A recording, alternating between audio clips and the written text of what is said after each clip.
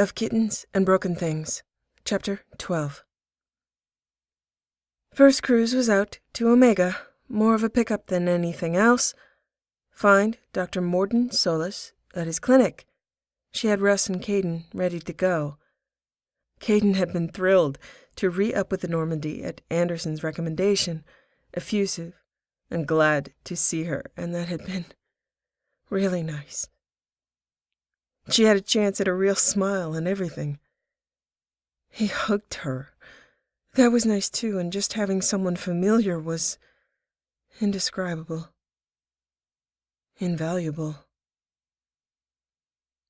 Omega was a terrible place, and she had never been there before, but did loads of research on the way.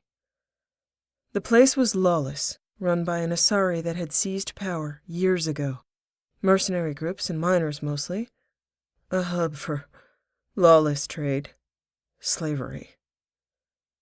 Walking on to the station was worth your life, it seemed.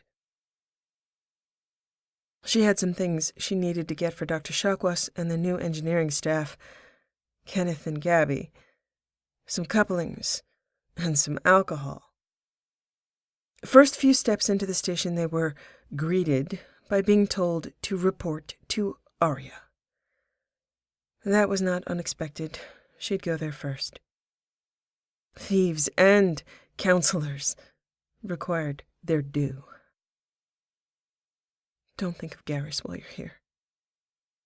Straight down the hallway was a man who was beating a Batarian. The Batarian wasn't fighting back. He was on the floor, and Lal's teeth clenched before she consciously relaxed. Kara faded, and Shepard took the stage. Deep breath. Remember your lines. Showtime. Omega was going to probably be like this the entire way through. Abuse and chaos. She pulled her pistol and pointed it at the man. He looked human from here. She said, "Let him up." She was ignored, so she said, "First request is verbal. First warning is now. My next action will be to shoot you for non-compliance. Let him up." The man finally turned to her. "See, you found me. Commander Shepard, right? I just have a little business to handle first." He indicated the Batarian, still on the floor, cowering, hands up to fend off blows. She narrowed her eyes and kept her gun aimed at the human. Zaid Masani? One of Cerberus's recommendations. Distinct face. Mercenary. She hadn't made a final decision about him before leaving the Normandy, but as of now, he was disqualified as a potential squad member. He relaxed and said with swagger, physical and verbal, that made her more certain of her choice, "Yeah, heard you need me for your little mission." Shepard smiled and spoke to the Batarian. "You can go." Zaid began to protest and shoved the Batarian back down when he tried to stand, but Shepard clipped Zaid on his right-sided, arching shoulder guard carefully with her pistol. That guard was a stupid bit of pretense intended to be intimidating. At best, it would obstruct his peripheral vision. At close range, his movement could be controlled by hooking some leverage through it. At worst, a funneled shot through there at the right angle would blow out his throat spectacularly. It made her want to make a trick shot from the side to see if she was right. Second warning is now. Next time you obstruct me, I will shoot you somewhere that is painful. She aimed her pistol at his face. Caden and Russ both had guns drawn at this point. Zaid stared at her, cursed in frustration, and then backed up a step. The Batarian scrambled away. She informed Zaid, We're just going to wait here a few minutes, Mr. Masani, until he has a bit of a head start. What the fuck is wrong with you? That man is wanted for— You mistake me for someone who would believe a word that came out of your mouth, Mr. Masani. We're going to wait here, and then go on our way, and you will go yours. Zaid glared at her after he lost sight of the Batarian. I was told you needed— We've got a few minutes, so I'll explain. I am certain I do not need you. You had a prisoner you chose to not secure or restrain, despite him being unarmed, and you being armed and armored. If you saw Commander Shepard and hoped to do some grandstanding so she would be impressed by your brutality, that was likely just one more in a string of what I have to conclude has been a lifetime's worth of spectacular miscalculations of style over substance. For all I know, you've been here kicking a man that's down for a long time, for the fun of it. You kept your back turned in an open and high-traffic hallway where 3 heavily armed people could easily take anything they wanted from both of you. This is Omega, Mr. Masani. In the future, you should be more concerned about your life and less concerned about your reputation. Maybe I am giving you too much credit, and you just enjoy kicking, which is not a skill difficult to find and would only make you overpriced compared to the suitable substitutes I could pick up at a bar for the price of part of a bottle of whiskey. Even Cerberus doesn't deserve to be overcharged that much. Maybe that Batarian was a wanted criminal. Maybe someone had a grudge and enough money to pay you to remove him. All I know is that he was helpless, and you were abusive, and this being Omega, I get to make my own law. Cerberus might still be hiring if they need an incompetent sadist with poor judgment. I am not. Take it up with them. Zaid stared murderous, icy, double-toned eyes at her. She kept her smile and the pistol in place for a few more minutes. Nobody spoke. She holstered her pistol and turned to go to Afterlife. Zaid left behind, standing fuming and silent. Well, 1 down. That was easy.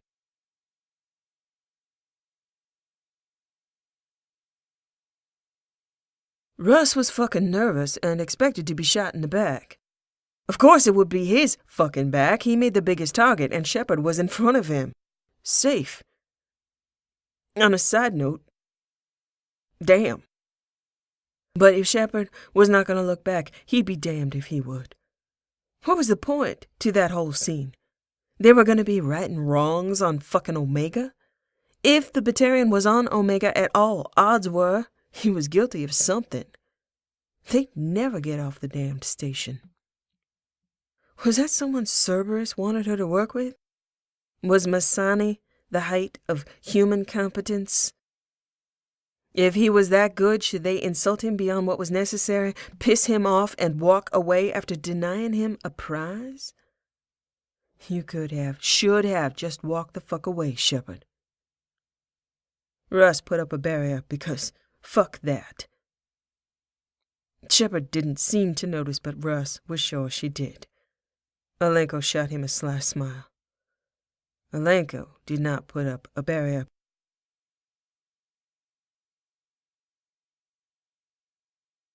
Arya was not all that helpful, Shepard having been summoned for the pleasure of being able to summon her.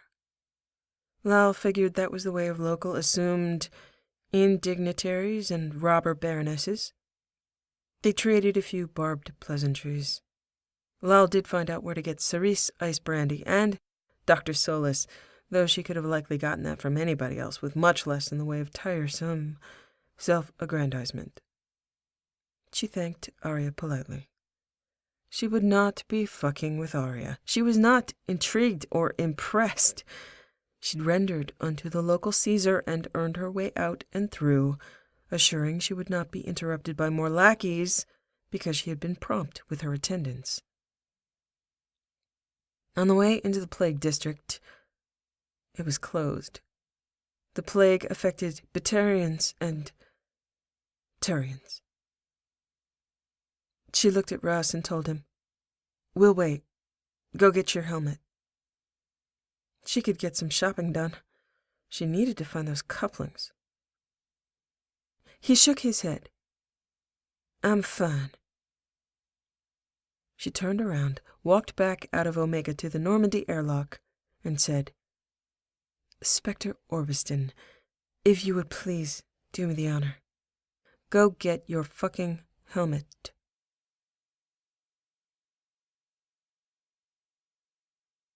Russ muttered his way to his quarters, grabbed his helmet, and thought he was lucky she didn't shoot him. So when she was soft-spoken and smiling, bad things happened. Bad things that don't happen to Shepard. Check.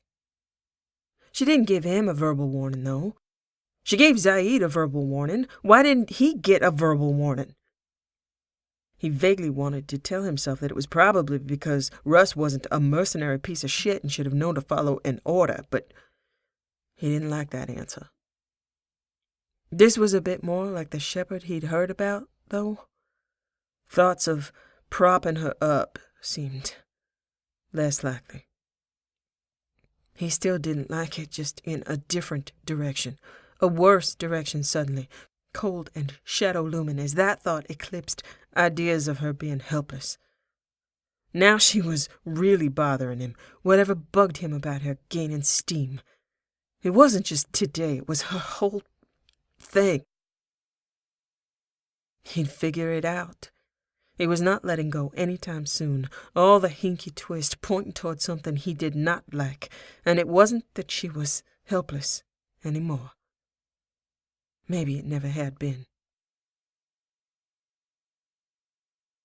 While they were waiting, Lal decided to stand at the airlock where they had dropped him off, and she'd do the shopping afterward. Russ would have the chance to figure out that he'd delayed her twice, as though he weren't clever enough to find them on his own unless she waited for him and led him along. He had to figure out that he had to listen the first time. She worked on split-second tactical tolerances. She could not afford to lecture or explain. That just invited people to feel entitled to more lectures and explanations. People would die. Do it or you die, Russ. Do it or I die, and so does Caden, because we have to be a team, and I am the leader of that team. Do it. And maybe you die anyway.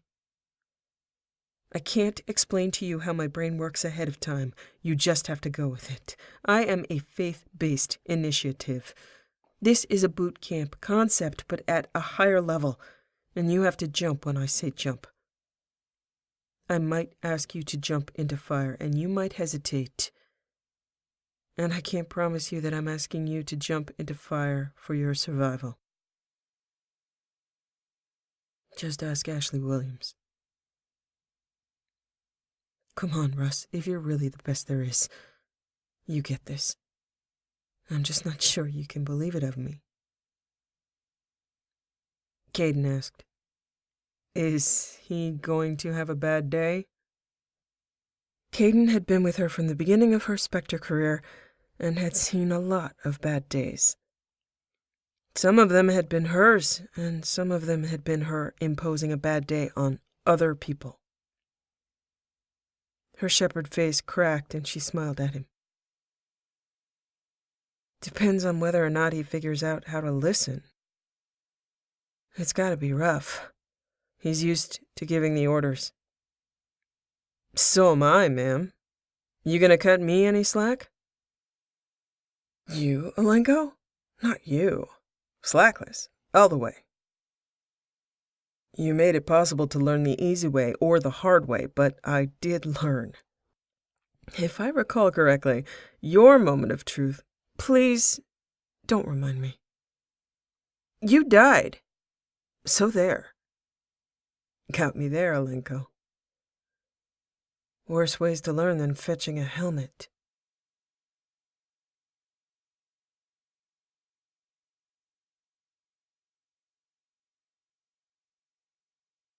By the time Russ made it back, Alenko was smiling, almost laughing. Shepard's face was smooth and cold as smug, smiling glass. Russ had muttered his way back up to the airlock, wearing the helmet. She thanked him politely. He turned off his speaker and just kept on muttering where they couldn't hear him. Fine. He'd make the helmet officially a good idea. She then went shopping, and a further sense of, "Fuck you specifically, Shepard," permeated his muttering. Russ felt about 15 years old at formation inspection with the seals on his boots undone. The humans were laughing at him, and he was getting really fucking tired of her smile. They headed back down into the sickened labyrinth of Omega, the air filled with the stench of burning bodies and fear. Now the helmet was a really good idea. Russ saw where her smile ended and where a lot of people died. There were merc groups in fortified positions, and he did learn fast to take her advice on positioning. Orders, Russ. They're orders. And she was fucking good at it. He had to concede that. It still was not making him feel better. He expected her to tactically withdraw and come back later with a heavier team because this was no longer a walk through Omega and a pickup. It was a war zone, and he would much rather have his team with him. He bit his tongue twice, wanting to suggest it. Would she shoot him just for saying it? Seemed likely. A quiet hold from her during one particularly tense section of a fight made him really want to argue, watching two Krogan and a Vorcha with a flamethrower advance on Alenko, who was backed down into cover at an angle that made it difficult for them to assist, with the enemy advancing between a partition they could not penetrate. Russ was not much for praying, but could not do much else. We're fucking dead. She's crazy, and we're dead. At least Alenko is dead. Then he saw that she took careful aim from cover once circumstances aligned, and she blew out the tanks on the Pyro's back, leaving scattered Vorcha body parts on fire, and the Krogan with their shields down, easy to finish after her quiet go, in a crater of shrapnel and spectacular gouts of flame.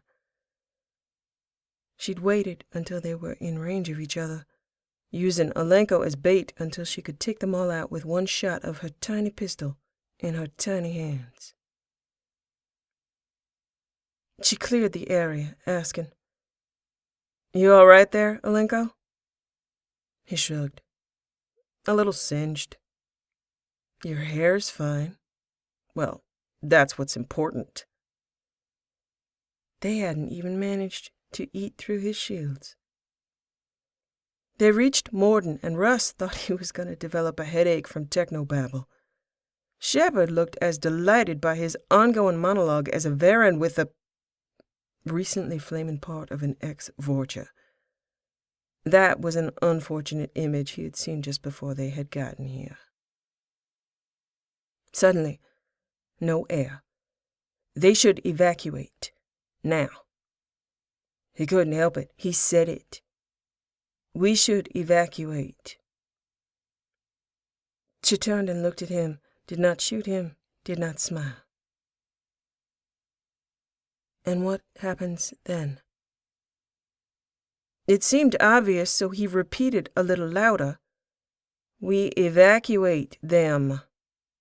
He meant we evacuate the able-bodied, but I can't say that in front of those who are not able-bodied. His tone implied for once that she was the one that was dense. It felt good. Her expression did not change. Look around you, Spectre Orbiston. What are the odds that the few people in this district that are still able-bodied will help those who are not? When everyone is out of air soon? We try to evacuate now, and the entire way out is filled with panicked civilians, trying to avoid contact with everybody they see, because Vorcha and humans are suspected to be the carriers.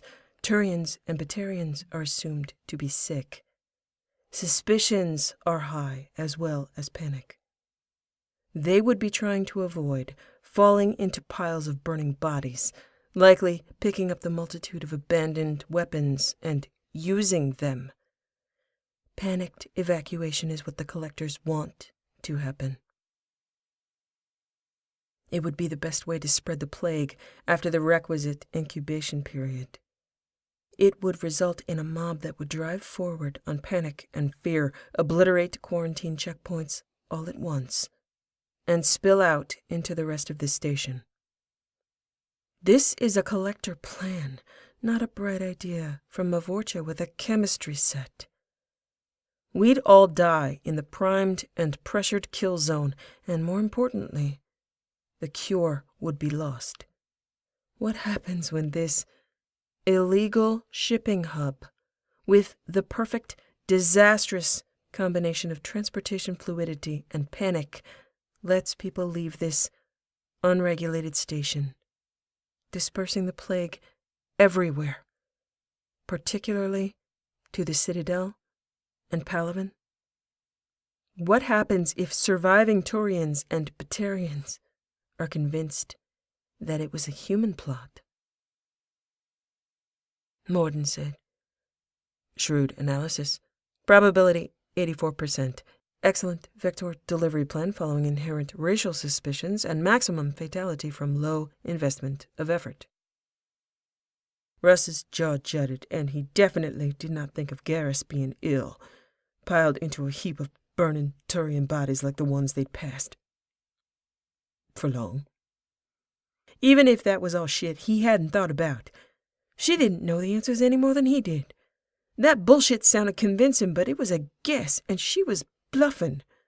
Morden was a wonk, hiding in here, couldn't get it done himself, so he'd back her up so she would go his way. She was just a good fucking storyteller, and that was one hop over from manipulative liar. That's what you've done, isn't it? To everyone. Just lie on top of lie on top of lie. And Garrus is in love with an illusion. Smoke and mirrors. That felt right. That really felt right, and he finally had something solid on her. He knew it. His spine straightened to his full height. He was starting to get the hang of Shepard territory. He really wanted to say, "You realize only one of us hasn't died yet, right?" But instead he said, "This is a high casualty scenario." He still wanted to say, "What are the odds, you fucking lunatic, that we get out of here alive at all?" She turned and started to walk away toward the ventilation system, in theory not giving a damn if he followed or not. She was clearly done trying to convince him. Her way or out, she said.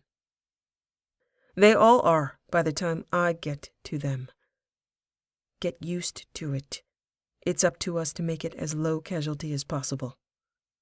We go in now. Fuck. He was starting to think that when she said Spectre Orbiston, she meant stupid and cowardly. He suddenly didn't want her calling him Russ. He did not want to be familiar. He put his head down, shut the fuck up, bit his tongue, and expected to die. He followed her out, which of course she knew he'd do. He wasn't tossing his reputation and career. He'd rather die. He also was not going to explain that to Garrus. Ever. He was a little resentful when he didn't die. Yeah, that was spiteful. That was his mood. He'd earned it. He was more than a little jealous when she seemed to be able to manage rocket launchers at range with no problem. More so when she directed him to use his biotics from angles, combinations, and distances he hadn't considered. Russ was out of his element here, much more accustomed to overwhelming force, and melee now asked to keep his head down and chip away steadily instead of sledgehammering. He'd never wanted to sledgehammer more, particularly a mouthy human. She directed him toward timing the detonation of available ordnance in the environment, degrading cover, and setting traps and distractions. A third of the time, not a living target at all. It was anti-Turian. He came straight up against his prejudices. Maybe he was racist. Maybe he really mistrusted women.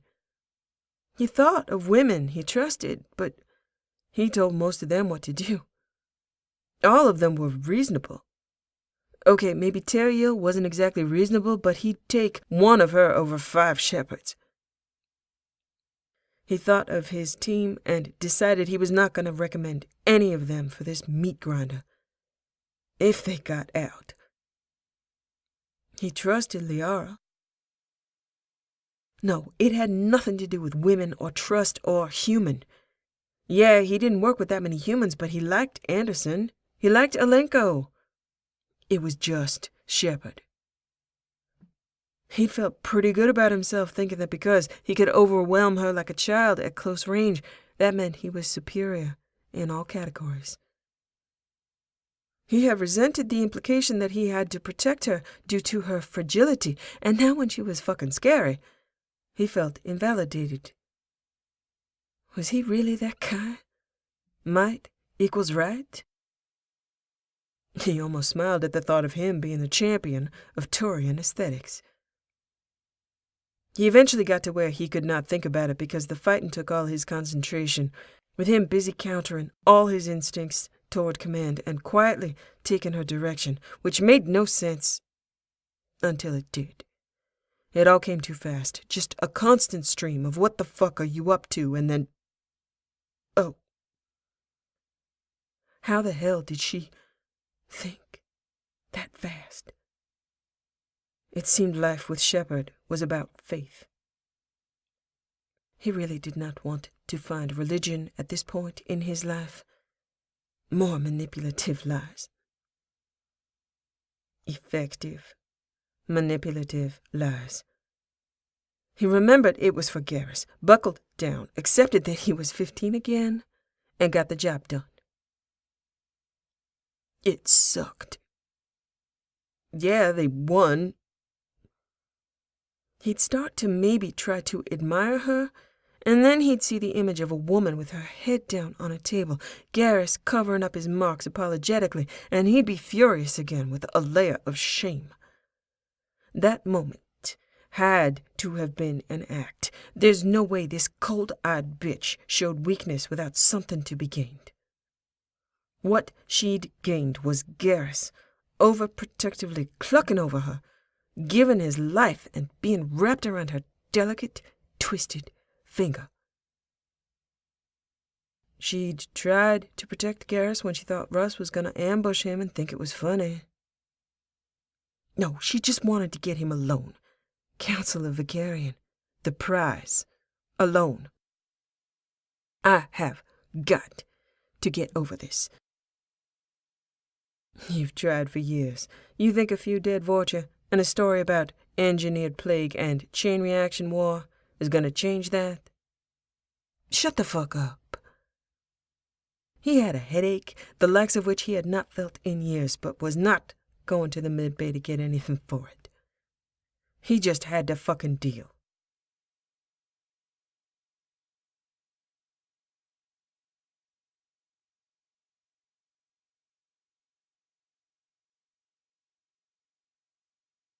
Lal got back to the Normandy, excited to go speak to Dr. Solis, who let her ask lots of questions.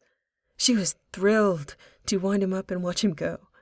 He was like her. Someone like her. Openly like her. She felt like the fraud she was, jealous of seeing him function the way she would love to. She would have loved to spend her time puttering in a lab. She should have done that with her life. She imagined Big, beautiful columns of data and emerging patterns like myths rising from molten lava or the sea cresting glorious phoenixes and fluked tales of whales and discoveries. All hers. And tried not to sigh.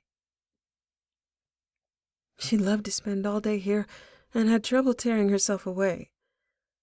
When even Morden seemed to tire of talking, she retired semi-intellectually reluctantly, but physically grateful. Back to the complicated grind. She sat down beside her bed on the floor and pulled a corner of the blanket into her lap and spoke to them. The blanket had no gender. Well, Top, that's short for topographical entity. Spectre Amoris Orbiston does not like me. I don't blame him. He's really good. I like him. Garrus was right, and I'm lucky to have him, and his biotics are amazing. I think Caden's jealous. I think I'm jealous. Okay, I'll admit it. You're right. I'm definitely jealous. I would love to play with them.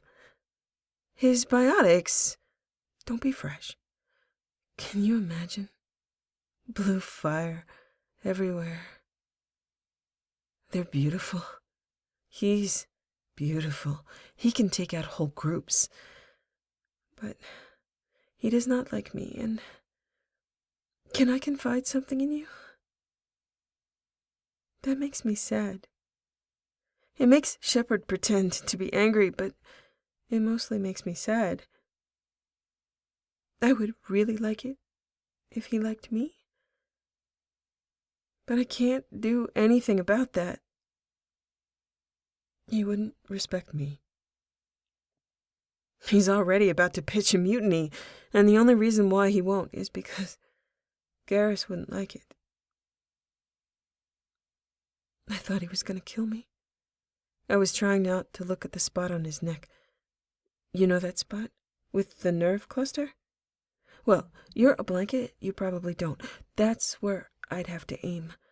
Non-lethal, but game over. I had him put a helmet on too, so that would have made that nerve cluster... Well, yeah. I'd have been able to count on Caden at least. He was ready. Russ is scary, Top. I shouldn't call him Russ anymore. Orbiston. Glad he's maybe on my side if I can manage. Maybe I can't take him out with me often. That makes me sad, too. I really like him. I've read his record, you know. Yes, I have. I should have asked him, but I didn't want to intrude. Okay. Yeah, he intimidates me. I wouldn't dare ask him questions. Especially now.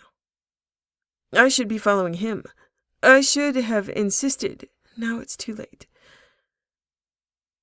He's an advocate for biotic rights. Nobody knows why he's barefaced. I bet Garrus knows, and I can't ask. I want to ask. I won't. He's saved so many people. And guess what? He didn't die doing it. No, I'm not being modest. It's just true. No death is better than death. Russ is going to be like Rex, isn't he? He needs an alpha, but he doesn't like the alpha because he wants to be the alpha, but he can't. So we go around and around and around, and in between we shoot things. Don't tell anybody, Top, but I miss Garrus so much I could cry. I think I'm going to, and I apologize in advance if you're allergic to salt. I'll never know. Do you want another blanket for company? I should get one. How about a nice teal? Teal sounds friendly. Good company. Not too chatty like me. Serene. Anyway, Garrus keeps sending me messages. I asked him not to so that they wouldn't be intercepted, but I think he really decides when I am his law and when he is his law. The further I'm away, the less law I represent. His messages are breaking my heart, and I can't answer. I'm stupid in love with him, and he knows it. He wants me to come back soon. He wants me. He needs me, and I'm out here letting potential Batarian criminals run away because I'm me. And now I need him, and I can't. Her shoulders fell, and she did start to cry. So many bodies, Top. Bodies on fire. The smell. I never told you about the Thorian. I probably will. I talk a lot. I hope we can be friends. I really want a friend. She pulled Top onto the floor, bunched up a pillow shape in her arms, and tugged the rest of the length over her the best she could. She missed her head in his lap, his voice drifting down to her, his hand in her hair. She didn't want to get in bed. It seemed so lonely. Not the couch, either. It would remind her of... She reached down and hit play on his latest message. Kara, please answer me. You're aware the Normandy has stealth technology, and I don't know if you're alive or dead on any given day unless you tell me? I told you that you do not have to worry. I promise. Counselors have good encryption. She paused and looked at his face and traced the marks on his crest with a fingertip and said, Garrus, they do until they don't. Don't you remember a big pile of stuff people thought was encrypted falling into your lap like it fell off a hacking truck? She hit play and closed her eyes for the best part. I miss you. I miss you every moment. You have to come back. You have to come back soon. Don't forget about me. Don't die. Don't be sad. Come home to me. She was so glad he'd sent it, and he should never do it again, and she was terrified that 15 wannabe shadow brokers were watching the message and considering releasing it to Westerland News. Or just waiting until they had a full pile of things like that, and then using it against him.